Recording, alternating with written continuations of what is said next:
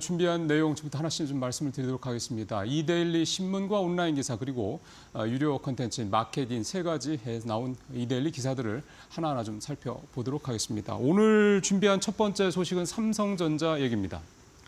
삼성전자 한종희 부회장이 지금 이탈리아의 행사에 참석을 했는데요. 이 자리에서 음성 비서 서비스죠. 이 빅스비의 대규모 거대 언어 이 LLM과 생성형 AI 기술을 적용한 이 빅스비를 7월에 출시하겠다 이렇게 얘기를 했습니다. 이게 이제 적용이 되면 뭐 이를테면 이제 퇴근할 때 나 갈게 그러면 이제 뭐 알아서 전체에 있는 전등도 꺼지고 뭐 청소기는 알아서 돌아다니고 뭐 설거지도 알아서 하고 뭐 이런 식의 가정 내 상황이 실제로 구현이 될 수 있다 이제 이런 얘기가 되겠습니다. 한종희 부회장의 얘기를 한 세 가지 정도로 좀 해석을 해 볼 수 있을 것 같습니다. 먼저 첫 번째는 휴대폰 부분에서 애플을 이긴다라는 게 쉽지 않은 상황, 즉 애플의 이 휴대폰 생태계에서 애플을 능가하기가 쉽지 않은 상황을 감안할 때 애플을 이기기 위해서는 결국은 애플이 우위에 있지 않은 시장, 결국 삼성이 전 세계에서 우위에 있는 시장인 이 가전 시장에서 승부를 내겠다라는 것으로 해석이 됩니다. 결국 싸움의 판을, 경쟁의 판을 휴대폰 하나에서 가전 전체로 바꾸겠다 이런 해석을 해볼 수가 있겠고요. 두 번째는 삼성이 자신이 있는 가전제품 분야에다가 AI 기술을 적극 적용을 해서 소비자와의 삼성전자와 소비자 간의 연결관계 그리고 이 삼성 제품 간의 기능적 연결관계를 강화해서 소비자들의 편의성을 높이겠다. 이게 두 번째 전략으로 좀 해석이 됩니다.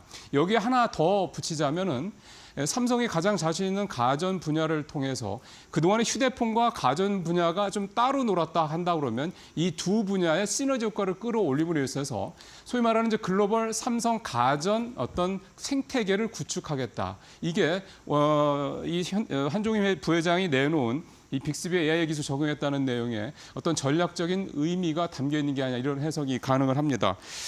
이게 어떻게 보면 손자병법에 있는 지피지기 백전불태, 즉 상대를 알고 나를 알면 싸움에서 항상 이긴다라는 이 손자병법의 전략이 응용됐다라고 볼 수가 있는데요. 앞서 기사에도 잠깐 나왔습니다만은 삼성전자가 주일 임원을 대상으로 주일 근무를 하겠다라는 일종의 이제 결기를 내보이고 있는데 결국 휴대폰 분야에서는 애플 그리고 반도체 분야에서는 TSMC를 좀 능가하겠다는 삼성의 어떤 전략 이런 게 이 내용의 밑에 잠겨 있다 이렇게 해석을 해볼 수가 있을 것 같습니다.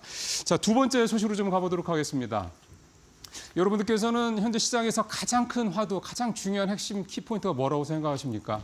아무래도 금리 인하 시기라고 생각을 하는 분들이 좀 많이 있을 것 같습니다. 저도 역시 마찬가지인데요. 이 금리 인하와 관련된 한국과 미국, 그다음에 유럽중앙은행, 이 세 은행의 총재들의 얘기, 수장들의 얘기들이 오늘 이데일리 신문이 자세히 좀 다루고 있습니다. 먼저 미국과 한국의 중앙은행 총재 얘기를 좀 살펴보면 둘은 사실은 비슷한 내용을 얘기를 하고 있습니다. 결국은 지금 상황은 물가가 아직 잡히지 않고 있기 때문에 금리를 인하하기는 쉽지 않은 상황이다. 결국 금리 인하 시기가 점점점 뒤로 밀려날 수밖에 없다. 이런 얘기가 되는데요. 사실 이유는 간단합니다.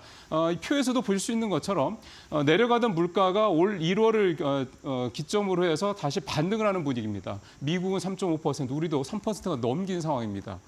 미국이나 우리나라 소비자 물가, 즉 인플레 목표치는 2%입니다.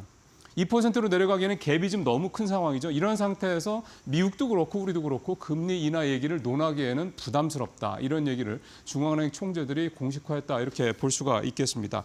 여기에 하나 더 인플레 문제와 관련해서 지금 불리한 상황은 또 하나가 있죠. 일단 우리만 놓고 본다면 총선이 이제 끝나고 난 이후에 각종 물가들이 좀 오르는 상황들이 좀 전개가 되고 있습니다. 이런 상황에서 인플레가 잡힌다 이렇게 얘기하면 쉽지 않은 상황이고요. 또 우리나라 같은 경우는 또 환율이 많이 오르고 있다는 점도 물가 잡기는 상당히 부담스럽습니다. 미국도 마찬가지입니다.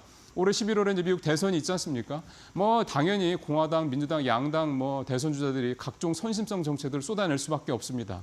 오죽했으면 IMF가 어제 나왔던 세계경제 전망에서 미국 정부가 너무 재정을 많이 풀어서 걱정스럽다라는 얘기까지 했겠습니까? 자, 미국과 일본은 이렇게 같은 생각, 즉 같은 침대에서 잠을 자고 있는 상황인데 유럽은 좀 상황이 좀 다릅니다. 밑에 사진은 이제 라가르드 ECB 총재 모습도 보이는데요. 라가르드 총재는 큰 충격이 없으면 곧 금리를 인하하겠다 이런 의도로 얘기를 했습니다. 이 얘기는 무슨 얘기냐면 현재 유럽의 인플레는 3%, 인플레는 2.4%입니다. 3월 기준으로. 미국이나 우리나라에 비하면 많이 낮죠. 유럽도 역시 ECB의 인플레 목표치는 2%입니다. 그러니까 유럽 같은 경우는 이미 인플레 목표치에 유럽의 인플레가 거의 좀 다가서고 있다. 이런 배경으로 봤을 때 유럽 중앙은행 이런 상황에서 큰 변수만 생기지 않는다면 유럽은 조만간 금리를 내릴 수 있다. 이런 얘기가 되는 겁니다. 시장에서는 유럽 중앙은행이 금리를 인하하는 시기가 빠르면 6월쯤이 될 것이다. 그리고 올해 내 3번의 금리를 내릴 것이다. 이렇게 얘기를 하고 있는데요.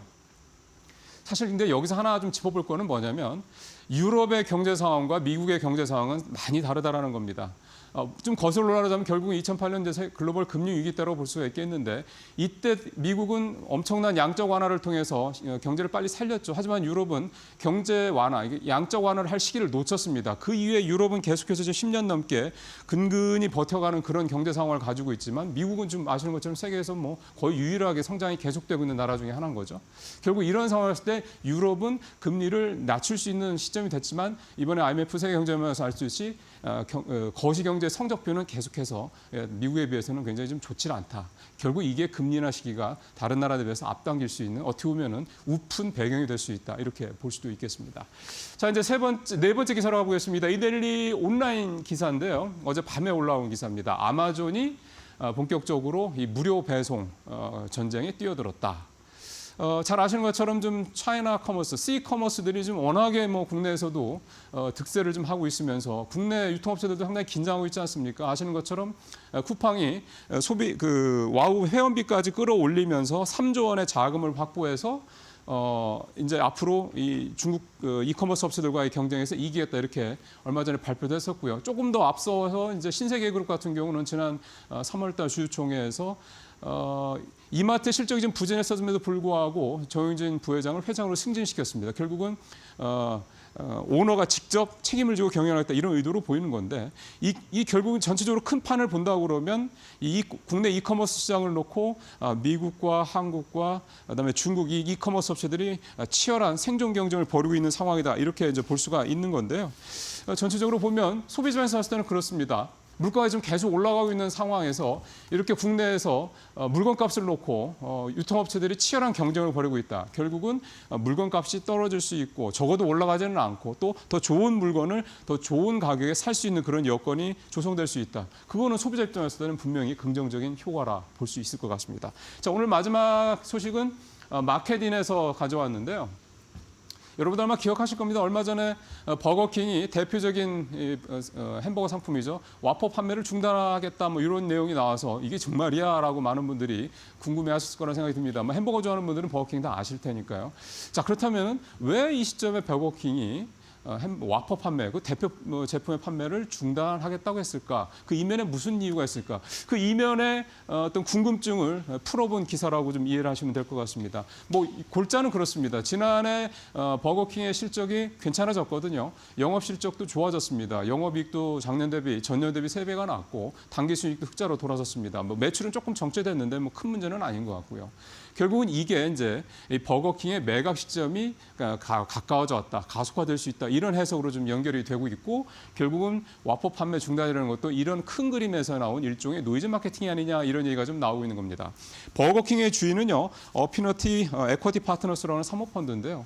2016년에 이제 버거킹을 인수해서 계속 매각을 하려고 하고 있는데 몸값이 높아서 잘 안 팔리고 있었습니다. 이런 상황에서 어쨌든 실적이 좋아지면서 이제 매각을 할 수 있는 분위기가 조성이 되고 있다. 이렇게 볼 수가 있는 건데 여기서 하나 꼭 확인을 해봐야 될 부분은 그겁니다.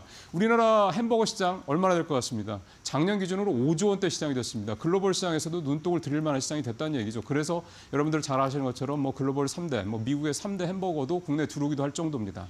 그러면 만약에 이 버거킹이 매각을 하려고 한다.